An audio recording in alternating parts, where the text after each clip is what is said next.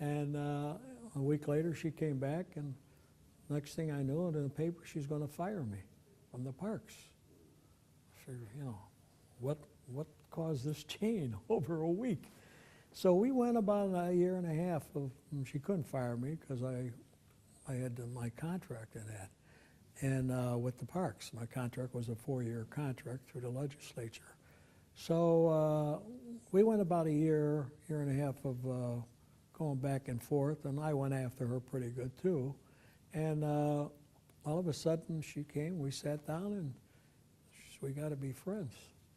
I think she was concerned, and what I was told, and I got it pretty much from someone who was out there, that they were telling you got to get rid of Kelly because Kelly's going to run against you. This is 5 days after she's mayor, that they're going to run Kelly against you.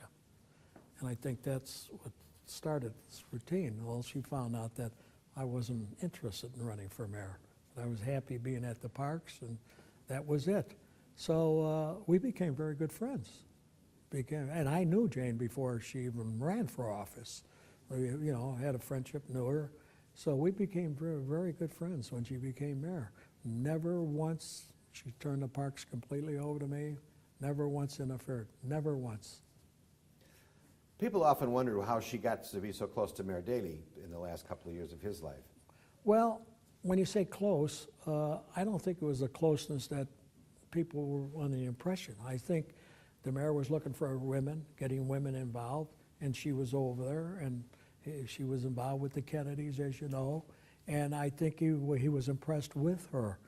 Jane was a very bright person, very bright. And I think that was one of the reasons he selected her and put her in the position he put her in. He saw that there was potential there. She was bright, she was strong, and I don't think there was closeness like people would think that, you know, she was a person he would go to as far as any political advice or things like that, other than the women's issues. I see. You know. So now, then after that, Harold Washington became the mayor, and that was a very difficult time for you. And it also, there was the allegations that you didn't care about the African American community, that you spent all your money in the white parks and you spent all your money on programs and not on keeping the parks in shape. And I could answer that. I'd love to have you talk about that. Well, when that came out, that was a newspaper, a group called Friends of the Park. Yes. That was started by 2 newspaper women, Lois Lily, and the other young lady that passed away with cancer, so at Sun Times. And they came to me at the parks. They wanted to tell me they were going to start this organization, Friends of the Park, to help the parks. And I was very suspicious because there were 2 newspaper writers. And because I knew their largest reading audience was African American. And they wanted to have a cleanup at, I believe it was Jackson Park. And they wanted to have it on a Saturday. This was going to be their first venture. And I figured, well, I better help them because if I don't, they're going to say Kelly's against us starting this program. And I put 2 crews, trucks and workers overtime Saturday. And they brought a bunch of little Boy Scouts out there picking up leaves. Well, you know who did the work as far as the branches, and my park crew did it. And the next thing I knew, they sent a news thing how they were out there cleaning the park. So I knew right away there was something wrong here. And to me, every time we'd have a meeting in an area, they'd be there. They'd be sitting in the audience. And one, in fact, I talked about it last night. One park on the south side, Alderman, Gene Sawyer was the alderman out there, and these African-American seniors asked me to come out there. They wanted some help in a club they had out there. And they were looking for some improvements and stuff, and I went out there. I would go anywhere. I don't care where it was. I went to every area you want to go to. I went to everyone. And these were seniors there. And all of a sudden I saw these 2, this is later on now, because they changed their groups. They put other people came in, and this Lois or Irma came in. She was from Philadelphia. I heard she tried to get a job with the parks and the engineer, and they said she wasn't qualified. But anyway, they're sitting in the audience, and they're all black out there. And they get up and they got their hand up asking questions. And this one African woman that was in charge, Gloria Carter, terrific person. She said, "Where are you people from?" I said, "We're from Lincoln Park." They live in Lincoln Park. "Well, what are you doing out here?" So I knew what was going on.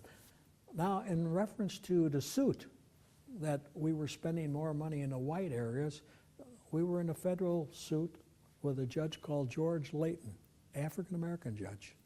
A brilliant man. Terrific, terrific judge. I was scared stiff when we heard it was an African-American judge who was going to be the judge.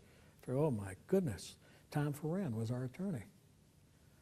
We showed them we spent more money in the African-American and Hispanic areas than in the white areas. We won the suit. Now, if you read articles today, they'll say there was a suit, they had to sign a consent agreement, the parks. Not true. The government signed a consent agreement that we were actually what we were doing. That was a consent agreement. We were not forced into any consent agreement. So again, how can you tell a story? You constantly put this consent decree. But we proved that it cost us $6 million. $6 million. We had to go outside to get legal counsel? Oh, Tom Ferran, yeah. Tom Ferran. We were, and I had staff going there.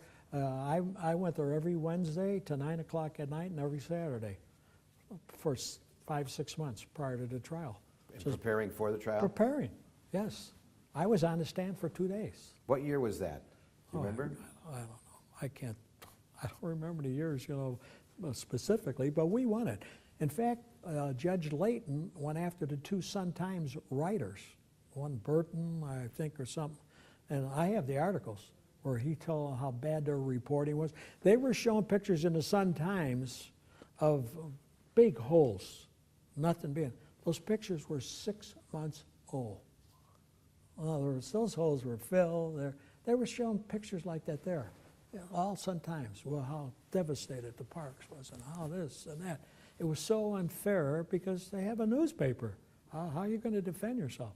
I defended myself every day on television with them, constantly. I challenged them.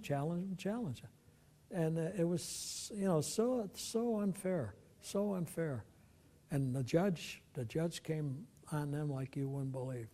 And we won the case, of course. We won the case, but we lost $6 million.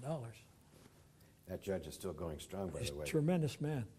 He's 90. Tremendous person. So 94. fair. So fair. He was so great. Now, there was a time when